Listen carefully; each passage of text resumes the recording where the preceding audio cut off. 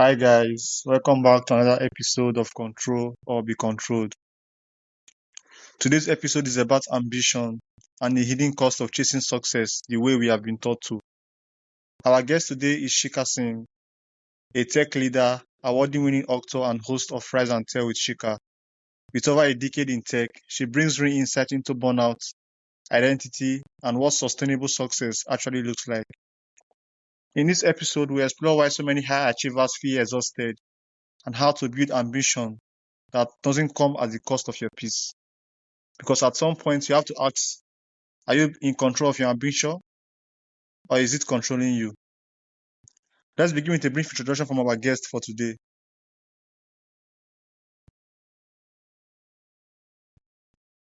Hi, Hi, Chick. Darlington. Please give us a brief introduction about yourself. Sure. Hello, everybody. My name is Sheekha Singh, and I am from India.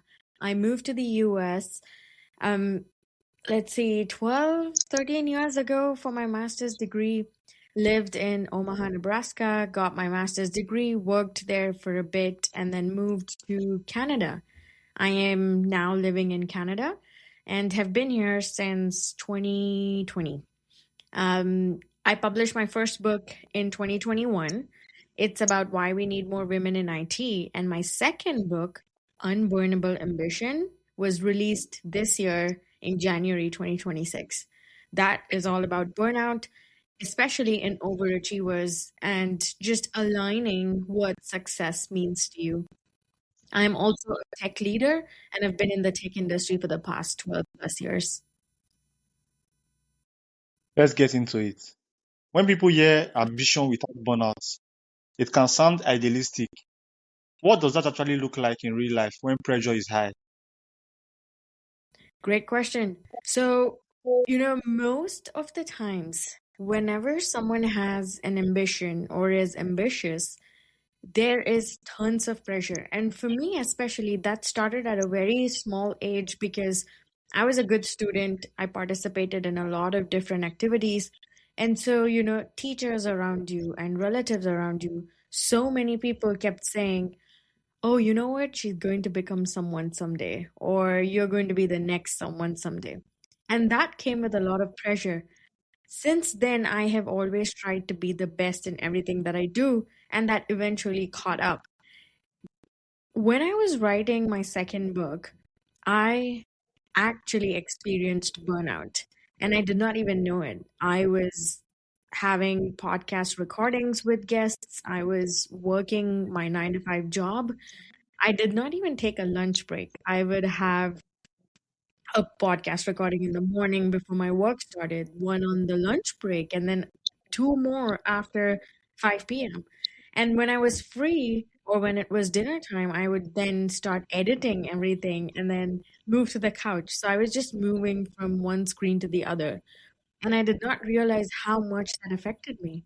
Plus, I wanted to do good at jobs, so I was taking on more projects at my workplace.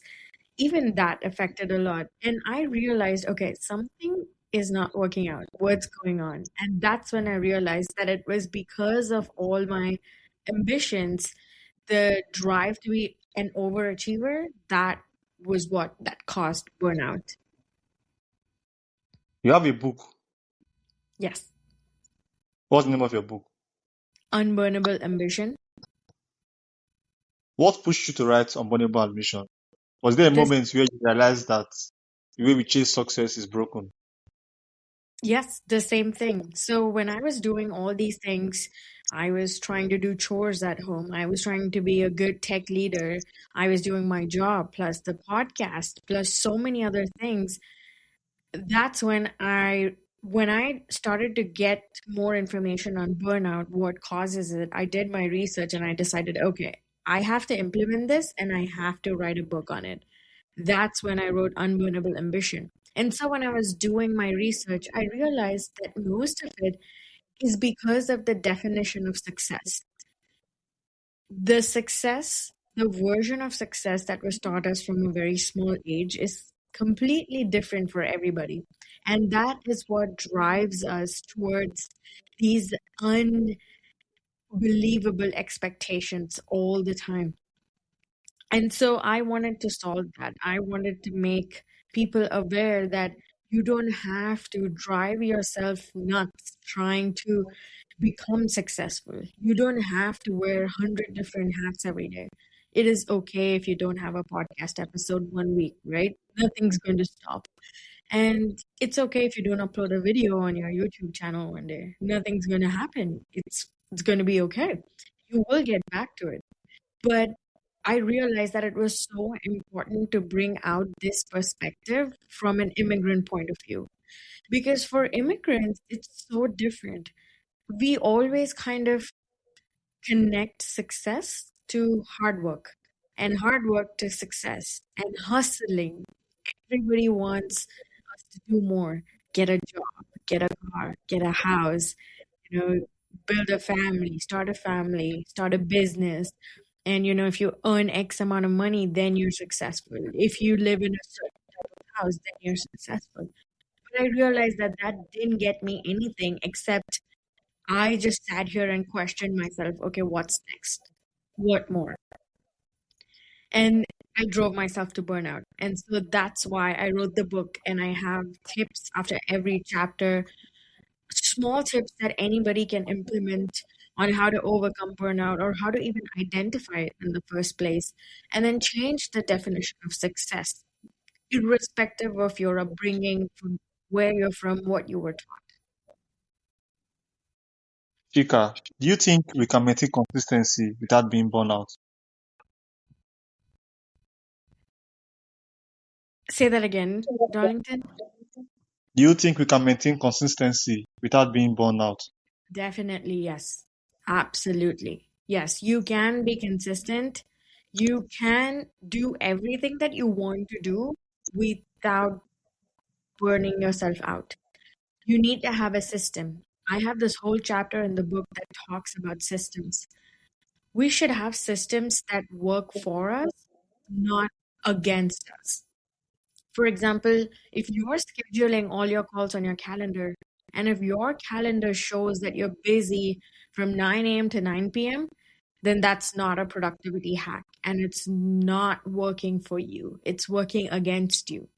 You need to use apps and tricks and everything that you have very intelligently to make sure that you have time for yourself.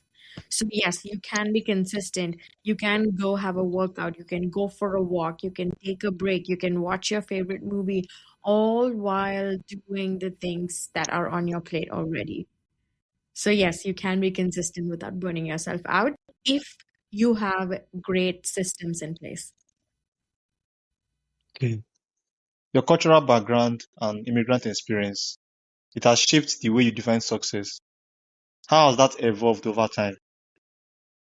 Correct. Like I mentioned earlier, yep.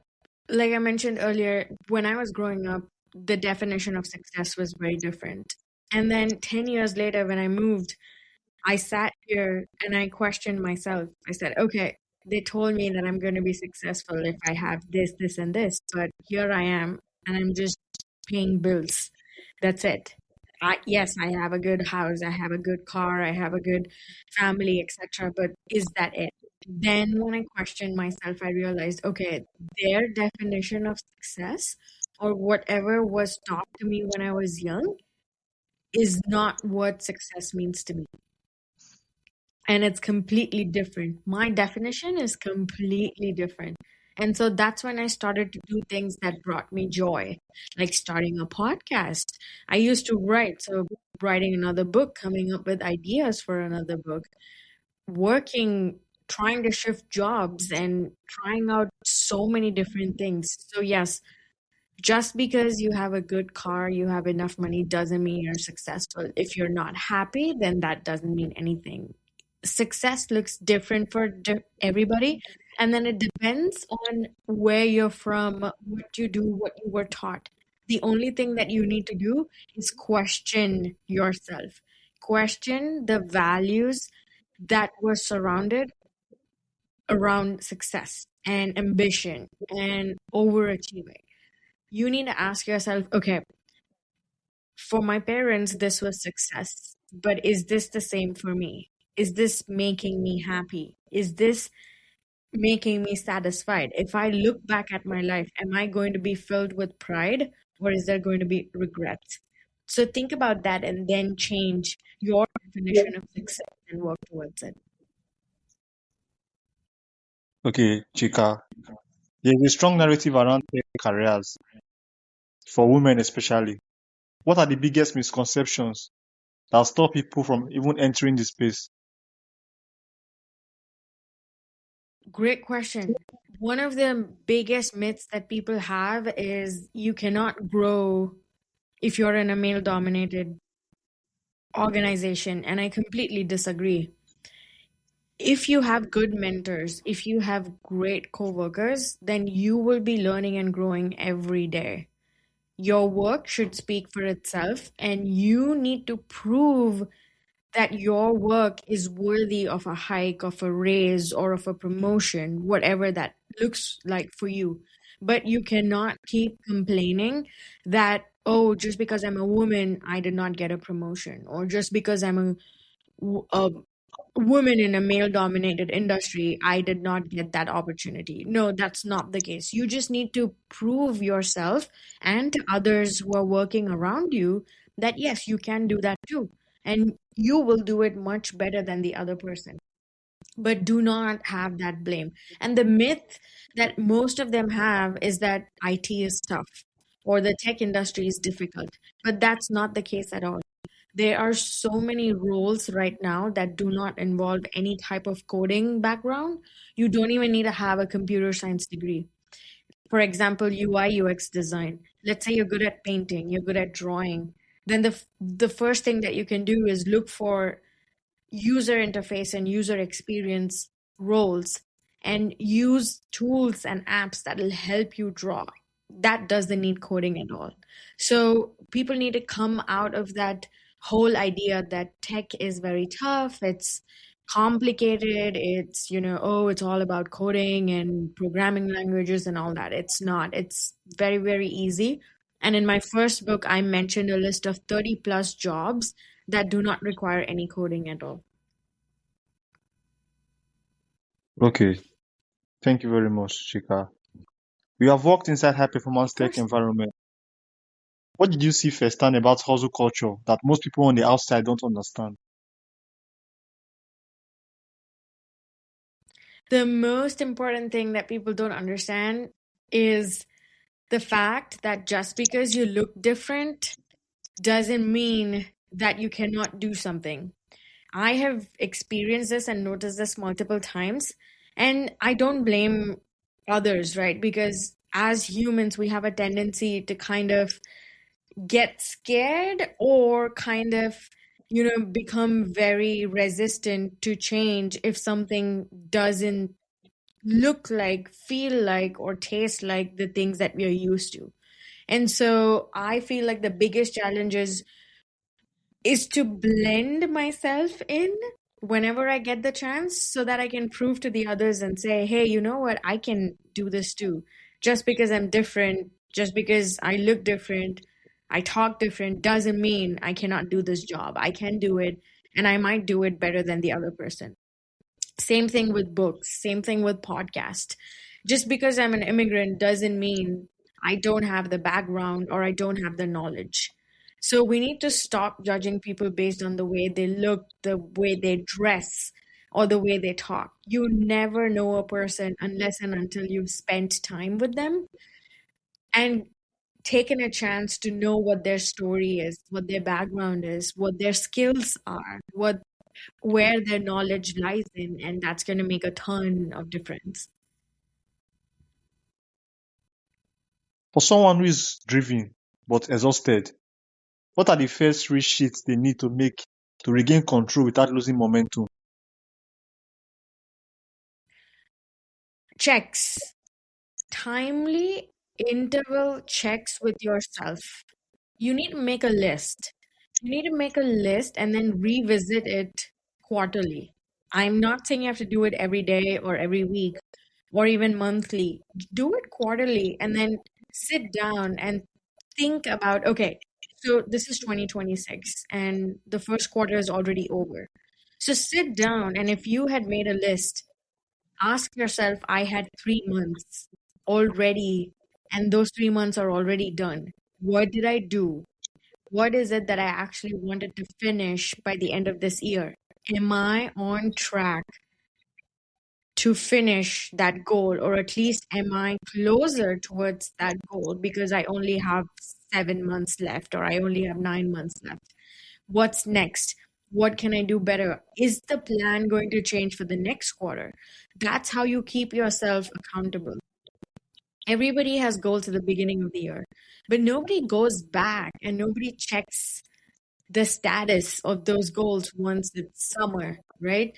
Because you are in this whole routine and you're like, okay, yeah, next month, next week, next year, whatever. So the way that I do things is I have a separate book and I physically take a pen, I sit down and I write my goals. And I go back and I check, okay, I had 3 months. I said I'm going to do these three things. Did I do that? Let's say my goal was to walk more. Did I walk more? So I go back and check my watch stats, and I'm like, okay, I check my steps. What was the monthly average? If I wanted to read more books, I'm gonna go back and see how many books did I actually finish. Was that too much or too big of a goal, or was it too little of a goal if I already finished it? And then you need to make changes accordingly. Once you do get in the habit of that, then you are going to make yourself accountable for any goal you set, no matter how small that is. And this is applicable for everything: your ambitions, your fitness goals, your financial goals. If you wanted to grow this year professionally, then think about certifications. Are you prepping for a certification? For example, AI. AI is everywhere. And let's say if you've been in the industry for quite some time, then if you want to grow and stay in this world and day and age, then you definitely need to up your skills. So, are you learning anything about AI? Are you implementing it?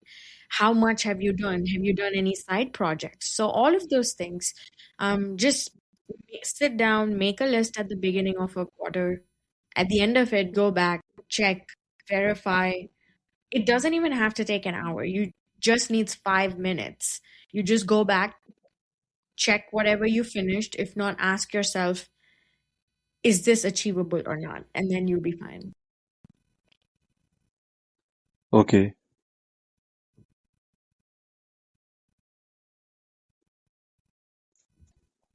For someone who is a leader, who is ambitious and results driven, without burning out themselves or the people they lead, how can they stay ambitious? Delegation.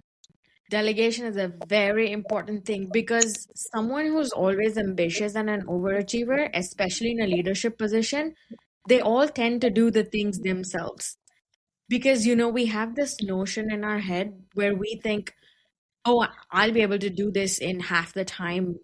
I don't want to teach someone, or, we might be in a position where we are like, oh, the other person is going to take 2 days, but I know I can finish it in 30 minutes. So I'm going to do this, and this. And so we end up taking so much on our plate that we get burned out. So, as a leader, if you are in a leadership position, then I will suggest you to start trusting others more and start delegating your work. Even if it's AI, even if it's a human, even if it's your partner, your friends, whoever, there is nothing wrong in asking for help at the right time. And at some point in